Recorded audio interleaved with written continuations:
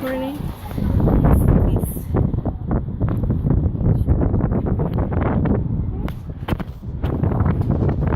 Hello, my name is Nicole Mesa, and I'll be giving a speech on animals and captivity. Animals belong in the wild, not in zoos or circuses. They are at their best in the wild. That's where they thrive. As much as I love to see these beautiful creatures, I do not think that it is worth the danger or risk. Today I'm going to share with you 4 stories about the effects of animals. On May 28, 2016, a 3-year-old boy fell 12 feet into a gorilla pit at the Sinatah Zoo and Botanic Garden. He was grabbed and dragged by Hannibal, a 17-year-old 440-pound gorilla. The gorilla was immediately shot at the scene, and the boy was able to walk away with a concussion and some sprains. I found this information at the NewYorkPost.com. 18 days later, June 15, 2016, in Orlando, Florida, at the Disney World Resort at the Seven Seas Lagoon, a 2-year-old boy was killed by alligators. He was dragged and drowned. His parents tried to save him, but they were unable to, and his father received some injuries to his hand. It took 17 hours to find the body. 5 alligators were removed from the lake to see if any of them were involved. I found this information at usatoday.com. Our third story is about Tyke. She was a performing animal for Circus International. She was captured in Mombasa in 1973. She was sent to a circus owned by Hawthorne Corporation. On August 1994 in Honolulu, Hawaii, she killed her trainer, Alan Campbell, and injured several others, including her groomer, Dallas Beckley. She then escaped and ran wild through the streets of Honolulu for 30 minutes. Police finally caught up to her and they shot her 87 times, and she died and collapsed from the wounds. But to understand why she would do this, we must go back. Tyke was abused, beaten, chained for 22 hours out of 24 hours in the day, and deprived of food.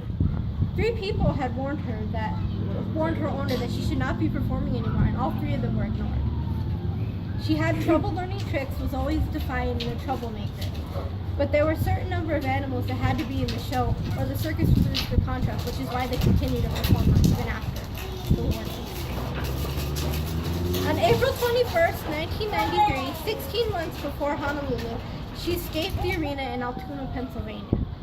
She went on a rampage for an hour, caused $14,000 in damage, and was caught on a loading dock. The police were going to shoot her then, but her trainer stopped them. And the next day, she attacked the tiger trainer. On July 23rd, 13 months before Honolulu, she ran a second time for 25 minutes in a state fair in Moines, North Dakota.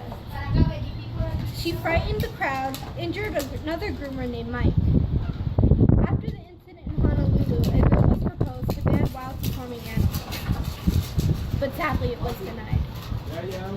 However, there has never been another circus, elephant, or wild animal performance in Honolulu since. So it definitely left a mark on Honolulu and changed the circus industry forever. I found this information from Tyke Elephant Outlaw, a documentary on Netflix. Our last story is about Tilikum, who was featured in the documentary Blackfish. He was 2 years old when he was captured in the North Atlantic Ocean in 1983. He's the largest orca in captivity. He weighs 12,500 pounds and is 22.5 feet long. His name means friend and welcome. And he was sent to Sealand in South Oak Bay, British Columbia. On February 20th, 1991, he and 2 other whales drowned and killed Kelty Byrne, a 21-year-old trainer at Sealand. She slipped and fell into the pool. However, it was Tilikum who started the violent behavior, and then the other 2 joined in. It was several hours that passed before they could recover her body. Sealand closed in 1992, shortly after the incident, and Tilikum was sent to SeaWorld in Orlando, Florida. On July 6, 1999, 27-year-old Daniel P. Dukes was found dead on the back of Tilikum. He visited the park the day before and stayed after hours and snuck into the park unnoticed. His autopsy showed that he had no drugs or alcohol, and his cause of death was drowning. He had several bruises and bite marks and abrasions on him, and it is unclear how he went in unnoticed. On February 24, 2010, 19 years after his first attack, Tilikum killed trainer Don Bradshaw at Seabrook. They were having bonding time when he suddenly grabbed her arm and started to drown her. She died from drowning in blunt force trauma. He was upset and agitated that day, which could be a root cause of why the attack happened. The next year, he returned to performing, and he used the big splash at the end to the stadium to Orlando, Florida.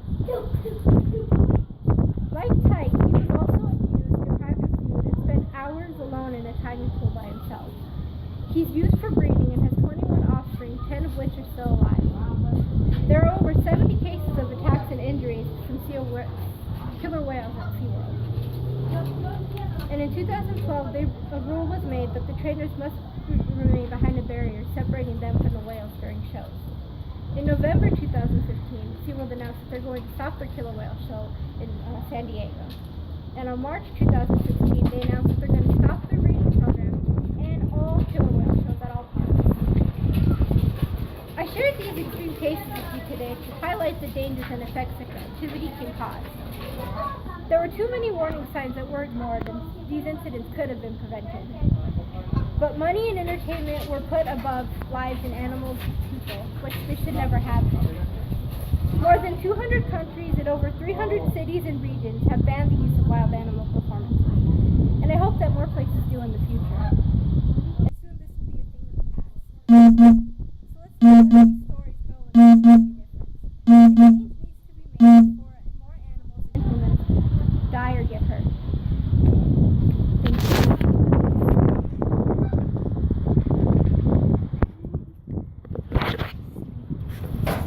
Thank you. Yeah. I like the other version better. Robin? Yeah.